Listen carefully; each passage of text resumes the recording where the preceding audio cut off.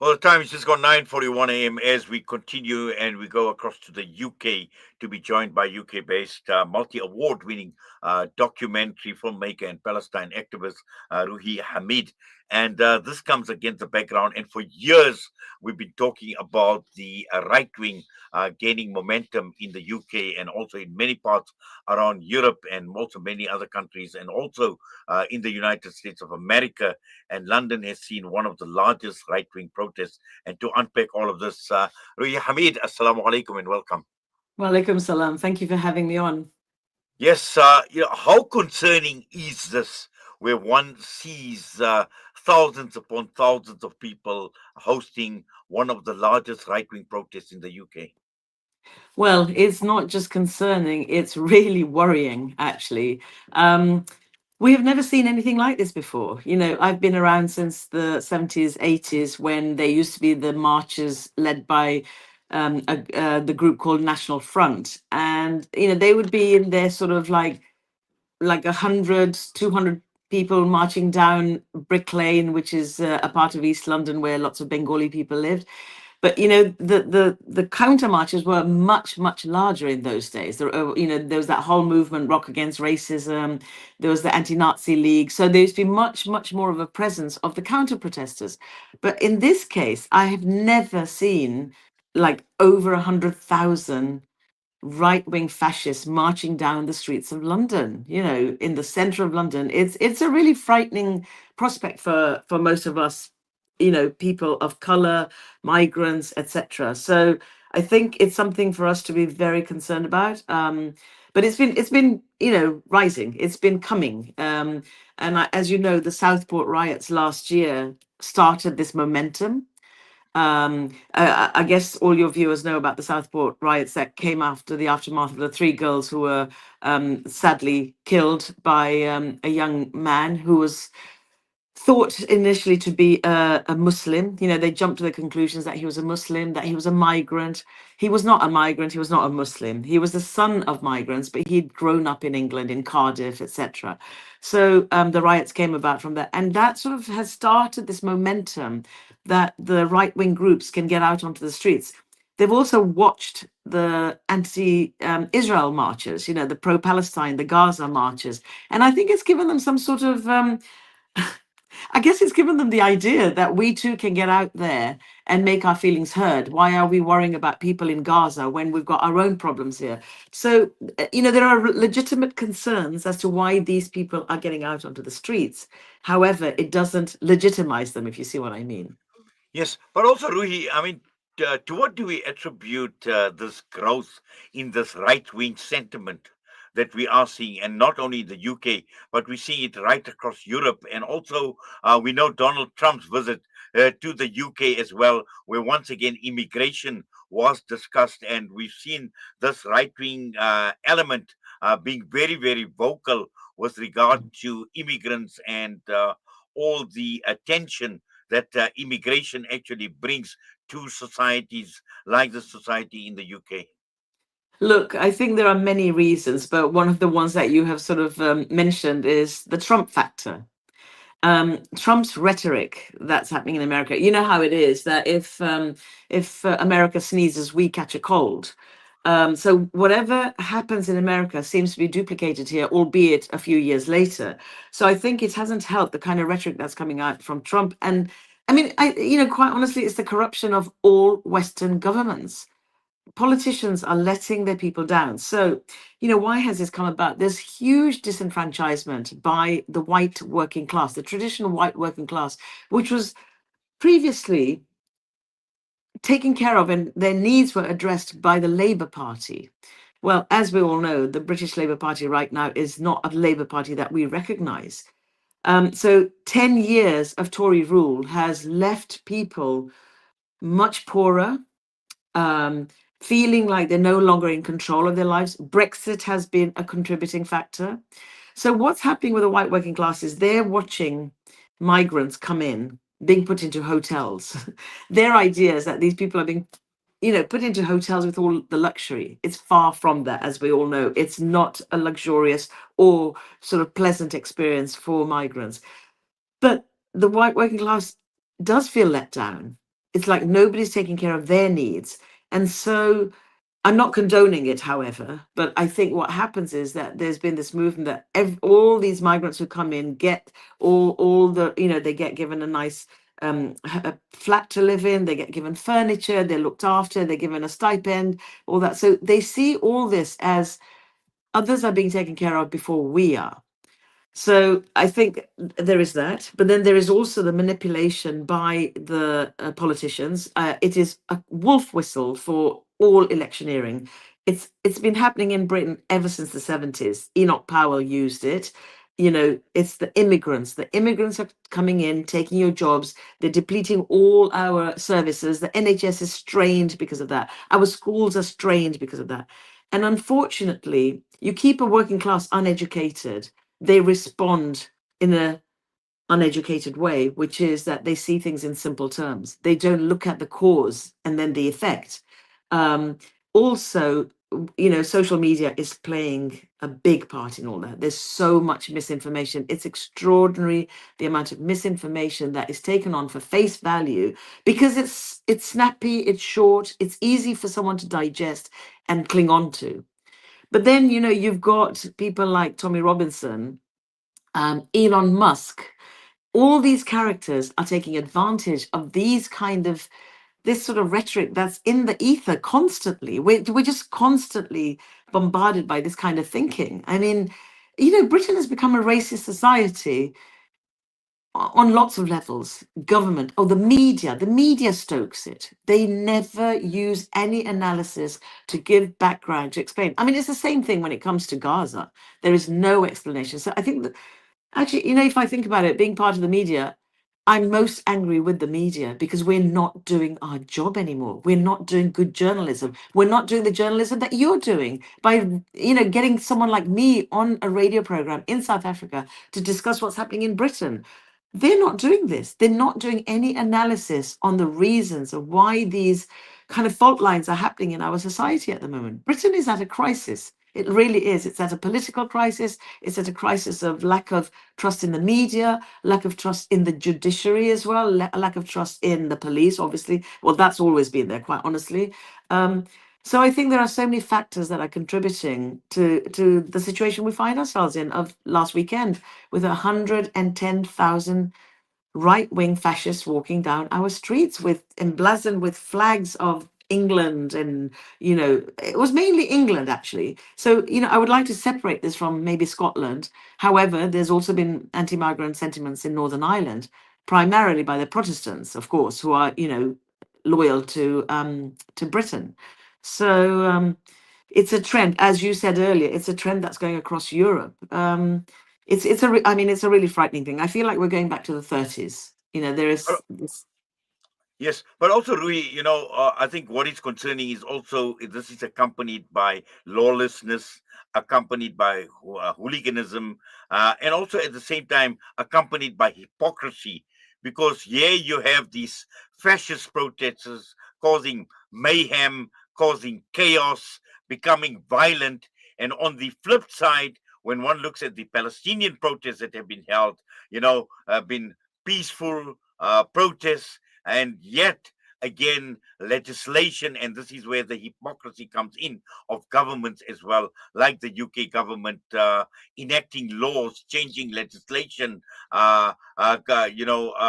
making turning people into terrorists for protesting for Gaza as well. And all of this is actually playing out, and once again exposing how hypocritical these governments, like the UK government, and whether it's a Labour Party, whether it's the Tories, they all, pretty much the same. Yeah, I mean, I think that's it. In a way, what Gaza has done has exposed so many hypocrisies of this colonial mentality that still exists in Britain, I'm afraid. It is still the superiority of thought that Britain and the West is better than everywhere else. I mean, talking about the hypocrisy in terms of, comparing the march last Saturday to the march the previous Saturday, which, just in case your listeners don't know, it last previous Saturday there was the march that was called Defend Our Juries, where we had the usual Gaza protest in the streets, but in Parliament Square, we had a gathering of over 1,000 people protesting against the proscribing of Palestine Action as a terrorist group. And this was based on the action they took at Bryce Norton, an RAF base, where they spray painted a few of the planes that carry the F-35s to Israel. So it was a protest. There was no violence there. So then Palestine Action was proscribed as a terrorist organization. So the protest in Parliament Square saw almost 1,000 elderly people sitting down with placards, writing on a piece of board that says, "I object to genocide and I support Palestine Action." And therefore, because they are using the word Palestine Action in written form and they're supporting it, there were arrests being made. There were 800 arrests made in a really peaceful protest. I was there. I was there as a buddy to two elderly friends of mine who had decided to take part in this protest. And as the day wore on, the police were really rough and violent. I've got loads of videos that I filmed, which I wish I could share with you because some of it was just horrendous. They would come to arrest, so they literally arrested one person at a time. They'd come and read them the riot, the whole the law. They'd read them their charge in a very polite manner. They did it very systematically. They rounded up all the people who were in wheelchairs, who were really old and infirmed, and they took them so that they could then come in a much more sort of attacking form, in a much more aggressive way. And so there would be like about 10 to 12 police officers coming in to arrest one person. So because the people who were being arrested had decided that they were going to not walk out with them, so they would lie down. And so it took 6 police officers to lift each person, which I can imagine is quite difficult, carrying a dead weight body, especially of an older person. And then they'd have 6 other cops flanking them to protect them from peaceful protesters who all we were doing was chanting, shame on you, right? In contrast, last Saturday, when there was so much violence on the streets of London, around Trafalgar Square, around the Strand, there were 24 arrests. Police were beaten, thrown bricks at everything, and they only arrested 24 of these young men. Yet they arrested 800, over 800 elderly people the previous Saturday. I mean, where is the logic in it? I'm sorry, but Britain is becoming more and more authoritarian. It's got McCarthyism written all over it. The government, I mean, Starmer has lost his way. This is a former human rights lawyer who is now our prime minister and is doing things that is just shocking, shocking into terms of what he's accepted as the way, this idea of British values. If this is what British values is, it really, really frightens me, and it makes us feel that this is not the country that is the home that we want it to be. It's really, I mean, it's very shocking. I think we're all quite shocked, but however, I think there is something to be said. Okay, just to backtrack a little bit. So there were 110,000 people on the streets of London. They are a silent minority. I mean, sorry, a vocal minority. There is a silent majority here still. I'm pleased to say that the majority of British people are quite happy with the idea of multiculturalism. I think the immigration debate will keep it as a separate thing here for a moment, because I think on the whole, British people get along with their business on a day-to-day level, and live side by side with their neighbors who are Asian, who are African, Afro-Caribbean. That on the whole, if you went to Carnival in the summer, you see that the majority of the people at Carnival are white, funnily enough, right? It is a carnival that celebrates the Caribbean culture, but so many white people go there. There are hundreds of thousands of people there celebrating what is essentially the Britain of today, which is multicultural, and it's peaceful, and it's everybody loves it. So on the whole, Britain, it's not like we go around. I don't fear walking down the street that I'm going to be attacked by some kind of right wing fascist. No, it's these pockets that happen. But I guess what that does highlight, nevertheless, is there's an underlying racism that's bubbling all the time. And so the issue around migration has become the biggest hot potato in Britain. It really is always used as the debate of the moment. Politicians evoke it, the media invokes it. So it's a debate that doesn't go away. And I think it just encourages these people. And I think what I want to add is that the government and the media, they normalize it, they legitimize it. These people feel that they have a right now to be on the streets causing this kind of havoc, and they dress it under the idea of patriotism. This is not patriotism. It is far from patriotism, because if it was patriotism, they'd believe in the values of that country, which is to be welcoming to people who've come from other lands who are facing danger. That is what they boasted about, British values of tolerance and all this kind of nonsense that they spout. I'm afraid it's not adhering to any of those kind of British values. So I can't see it as patriotism. It's pure nationalism. It's xenophobia. It's a fear of the other. It is telling people of color and Muslims in particular, because let me tell you, that march last Saturday, Tommy Robinson is all about Islamophobia. They have a huge anti-Muslim agenda there. So, let's not forget it, that at the forefront of this attack are people like us, Muslims. And if you're black, you're a migrant, and you're a Muslim, it's not a pretty place to be. It's a frightening place. I feel so sorry. I have a friend who works with these migrants in the hotels. She runs a football club for them on a Saturday, and she wrote a wonderful article talking about if you knew migrants, you would not have this attitude to them. These are wonderful men who are just looking for some kind of sanctuary, and all they're being met with is far more hostility. And yeah, I mean, and it spills over. It spills over. So I've been working on a film recently with a youth organization in Bristol called Integrate UK. They work with schools that are deprived, and the majority of the kids in the schools are children of migrants. They may be second generation already. However, so I'm working with them on a film on xenophobia. It's a drama. We've written a script, and it's all around this feeling othered, feeling fearful. And when I was there filming that weekend, there was a march, and the children, these young adults feel really threatened. They feel that they're not welcome. Their mental health is affected. They don't understand. They just, but why do they hate us, miss? So it's it's really hurtful when you see young people who've got so much to give. You know, Look at Mo Farah. He came in as an asylum seeker illegally, which they found out years later that he also came in here illegally. Look what he did for Britain. He won 5 gold medals for Britain. He ran through the stadium with a British flag on his back because he feels grateful that he was given the sanctuary in a country that he's been allowed to flourish.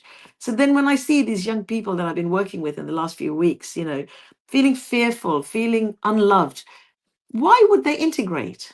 And then we're told that we don't integrate. But I mean, this country's gone completely mad, right? We're told that we don't integrate, yet we're then accused that the Muslims are taking over. So we have a London mayor who's a Muslim. We've got mayors in Sheffield, all sorts of cities in Britain who are Muslim. The leader of the Scottish Labour Party is a Muslim. So what we've done is we've integrated. We've integrated to the point that we are now engaging not only in business, not only paying our taxes, in the arts, but also in politics. And what happens is we're then accused of taking over. On the one hand, we don't integrate. On the other hand, we're being told that we're taking over. So there's this kind of crazy stuff going on in Britain. I mean, it's quite sometimes hard to fathom, actually. Well, it's like being caught. It's caught between a rock and a hard place. From what you are actually saying at this point in time, Ruhi. I just wish we had a lot more time. I know there's just so much more we can unpack, but I'm sure at some point in time we will be touching base again. But for now, we thank you. We do appreciate your time. Thank Assalamu you. alaikum. Wa alaikum salam. Okay. Ruhi Hamid joining us out of the UK this morning. And next up, we are going to have Fired Up with Hafiz Imran Chanara. Just to remind you that this hour of news and views is brought to you by Africa Muslims Agency.